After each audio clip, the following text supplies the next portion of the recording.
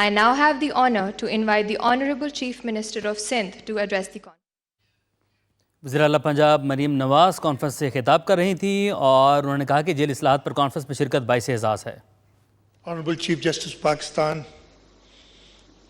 Justice Yahya Afridi, Honorable Federal Minister for Law and Justice, my fellow Chief Ministers, Judges of the Supreme Court, Chief Justices of the High Court, ladies and gentlemen, Assalamu alaikum.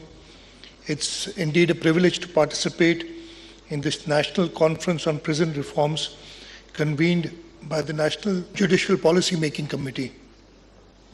I express my sincere gratitude to the Honorable Chief Justice of Pakistan and the Law and Justice Commission of Pakistan for bringing together key stakeholders to deliberate on an issue that lies at the intersection of justice, governance, public safety, and human dignity. When the state lawfully deprives an individual of liberty, it assumes responsibility for that individual's safety, dignity, health, and opportunity for reform. A prisoner may lose freedom of movement, but not his humanity.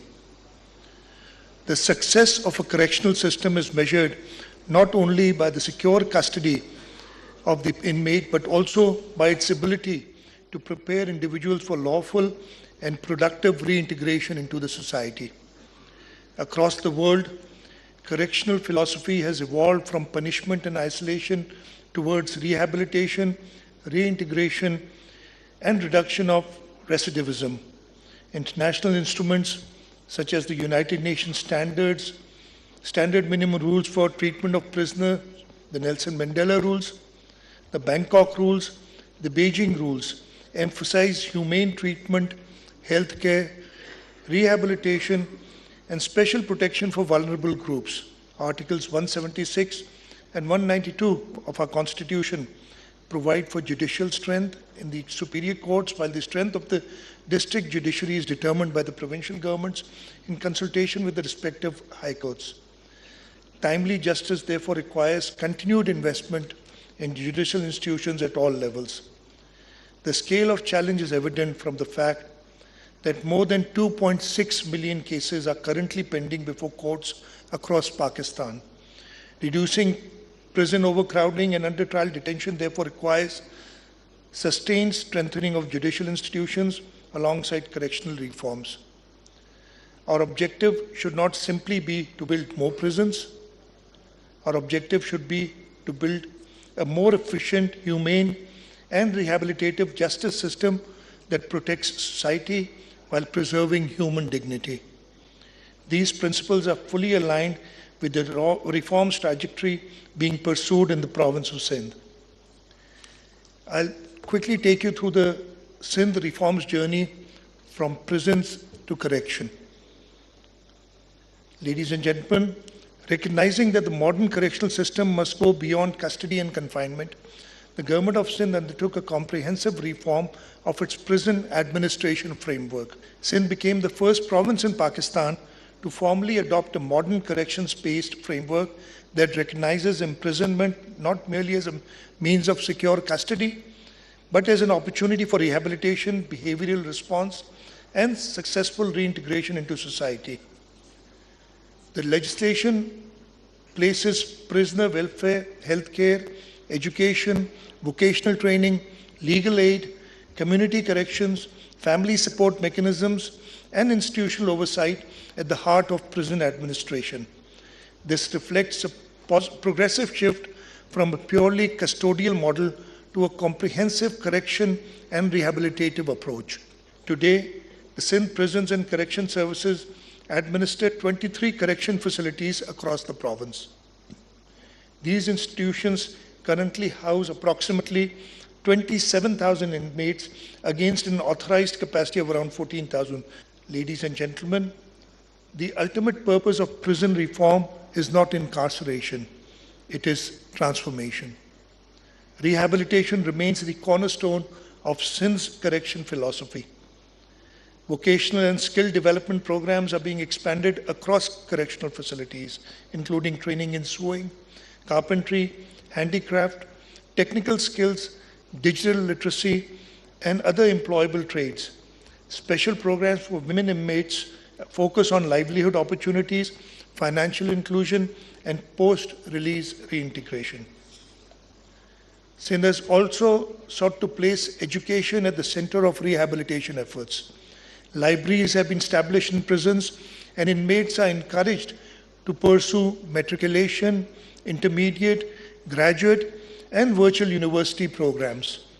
Educational achievements are recognized through remission incentives under the new law, encouraging learning, self-improvement, and constructive engagement.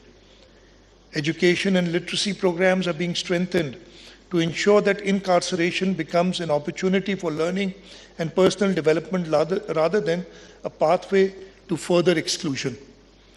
Children residing with incarcerated mothers also being provided educational and developmental support to ensure that they are not deprived of opportunities because of circumstances beyond their control. Our objective is not simply to manage prisons. Our objective is to reduce reoffending, restore human potential, and ensure that individuals leaving correctional institutions return to society as responsible and productive citizens. Healthcare remains one of the most important dimensions of prison reforms. Overcrowding contributes to communicable diseases, psychological stress, substance abuse, and other vulnerabilities that require systematic intervention. In Sindh, every prisoner undergoes medical examination upon admission, and primary healthcare services are available throughout the correctional system. Recognizing healthcare as a fundamental pillar of correctional reform, Sindh has increased expenditure on medicines by over 37% over the last 4 years, ensuring improved access to essential healthcare services for inmates throughout the correction system. Additionally, 25 new ambulances have recently been procured to strengthen emergency medical response capabilities. The government also allocates approximately rupees 2.64 billion annually for provision of nutritious meals to inmates, reflecting a commitment to prisoner welfare and dignity. Particular attention is being given to mental health services. Mental health remains one of the most neglected aspects of correctional administrations worldwide. Prisoners are screened for mental health condition upon admission and referred to specialized institutions whenever required. Psychiatrists from government hospitals regularly visit correctional facilities to provide clinical support.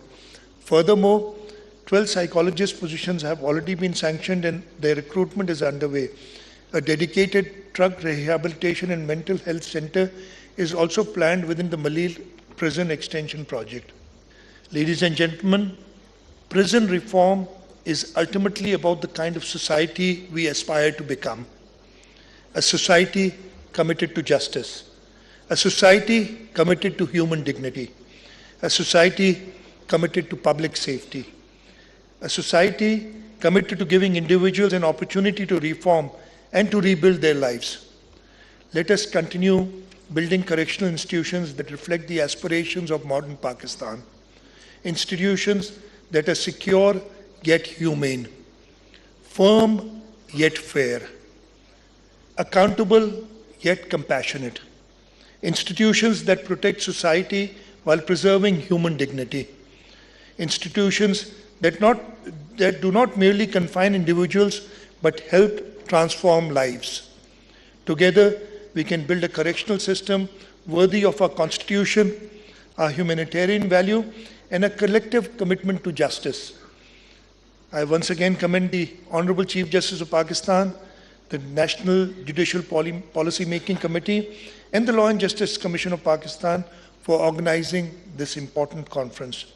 May our deliberations today contribute to a safer, more just, and a more humane homeland. Ameen. Thank you very much. Pakistan, Paindabad. Ladies and gentlemen, today's dialogue